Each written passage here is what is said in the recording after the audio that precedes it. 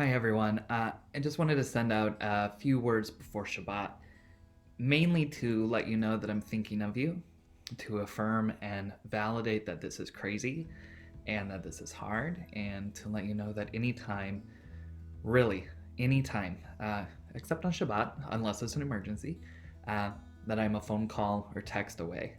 So whether you need something urgently or even if you want to just share a virtual coffee and chat a little, please just let me know. But the second reason that I wanted to send this out is because I think that one of the things we need most right now is just some normalcy. The ability to take a step back and to look at some words of Torah not as a direct theological response necessarily to our current situation, but stam for the sake of studying Torah. And in that vein, beginning the book of Vayikra this Shabbat feels incredibly appropriate, because this Sefer of the Torah and this book of the Torah, also referred to as Torat Kohanim or the Torah of the priest, is reflective of that same challenge of trying to find stability in chaos. So the book of Shemot, of Exodus, ended with the construction of the Mishkan, of Hashem's dwelling place here on earth. And the entirety of Vayikra, of the book of Leviticus, is a commentary on what the ritual will be in that portable temple. And it's not for the faint of heart.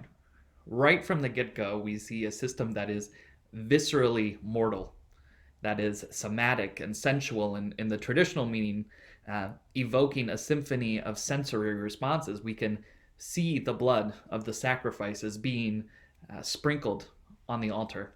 We can hear the crackle of the fire. We can smell the consumed meat as it makes its way towards the heavens so that God's presence can stay. So that God's presence can be there for support, for protection, and for hope.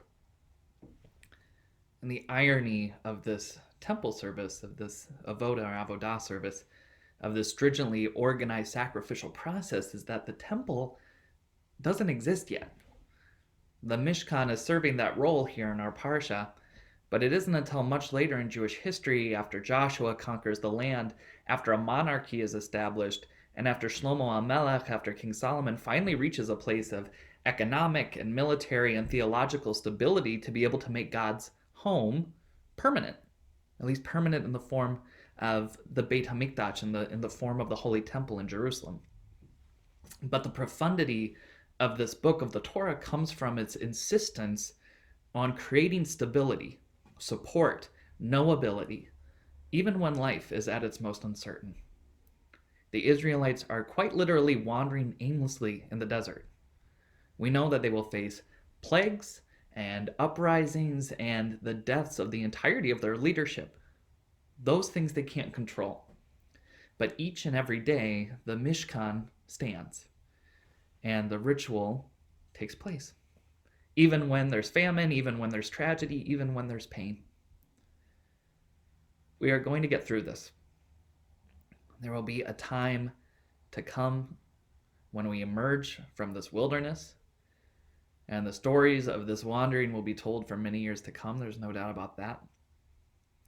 But while we're here, while the desert looms all around us without any sign of oasis, we have the gift of Torah to be our stability, to be our Mishkan, to be the place where holiness can dwell even when things are at their most uncertain.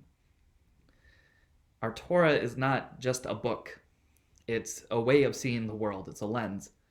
It's an invitation to study and to learn. It's a framework of family and friendship, and it's a compass to help us navigate our world with kindness, with peace, and with faith in the promise of good. As we shelter, as we nestle in for another Shabbat apart, let's allow ourselves to rest some of our weight on a frame that will promise not to give out from underneath us. Let's let the ins and outs of our tradition support us with the comfort of having some control at a time when control has been taken away. And even if it feels harder this week than it might ever have before, let's find time to laugh, to sing, and to say thank you within this refuge of 25 hours of Shabbat. Because this palace and time is here for us, and for no other purpose. It's for us. It's for our sake. It's peace for the sake of peace. Rest for the sake of rest. It's paradise in the desert, and it's exactly what we need right now.